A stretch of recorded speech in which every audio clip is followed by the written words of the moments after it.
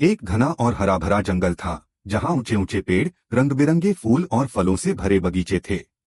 उसी जंगल में एक बेहद चालाक लेकिन शरारती बंदर रहता था, जिसका नाम था मक्कू। मक्कू की फुर्ती, उसकी शैतानी और दिमाग की तेजी पूरी जंगल में मशहूर थी। कोई भी जानवर उसकी शरारतों से बच नहीं पाता था। मक्कू को दूसरों को तंग करना बहुत मजेदार लगता था। कभी वह हिरन की पूंछ खींचकर पेड़ पर चढ़ जाता, तो कभी हाथी के सिर पर कूदकर उसकी सूंड को हिला देता। मगर उसकी सबसे बड़ी शैतानी थी किसान के बगीचे में चोरी। किसान रोज शिकायत करता, आज भी सारे आम और केले गायब, लेकिन मक्कू हर बार ऐसी चाल चलता कि कभी पकड़ा नहीं जाता। एक दिन मक्कू ने देखा कि किसान ने बगीचे के दरवाजे पर बड़ा सा पिंजरा रखा है, जिसमें एक गुच्छा केले लटके हुए थे। मक्कू मुस्कुराया, वो समझ गया कि यह फंदा है। लेकिन जैसे वह चालाक था, उसने सोचा कि अब किसान को ही बेवकूफ बनाया जाए। वह एक ऊंचे पेड़ पर चढ़ गया और दूर से देखने लगा।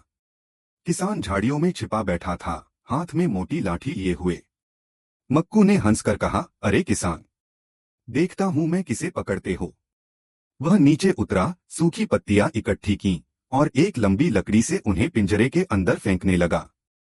केले हिलते देखकर किसान खुश हो गया और भागा भागा पिंजरे तक पहुंचा, लेकिन अंदर कुछ नहीं था। ऊपर पेड़ से मक्कू जोर जोर से हंसने लगा, अरे किसान जी, इतनी जल्दी खुश? पकड़ा किसे? किसान गुस्से से लाल हो गया। अगले दिन उसने एक नया जाल लगाया। इस बार केले के साथ एक चमचमाती कांच की बोतल रखी हुई थी, जिसमें गाढ़ा शहद भरा था। सूरज पड़ते ही वह सोने जैसी चमक रही थी। मक्कू की आंखें चमक उठीं। वाह, आज तो मजा आ जाएगा। वह चुपके से बोतल के पास आया। इधर उधर देखा, कोई नहीं था। उसने खुशी खुशी बोतल में हाथ डाला, मुट्ठी भर शहद पकड़ा। लेकिन जब हाथ बाहर निकालना चाहा, तो हाथ फंस गया।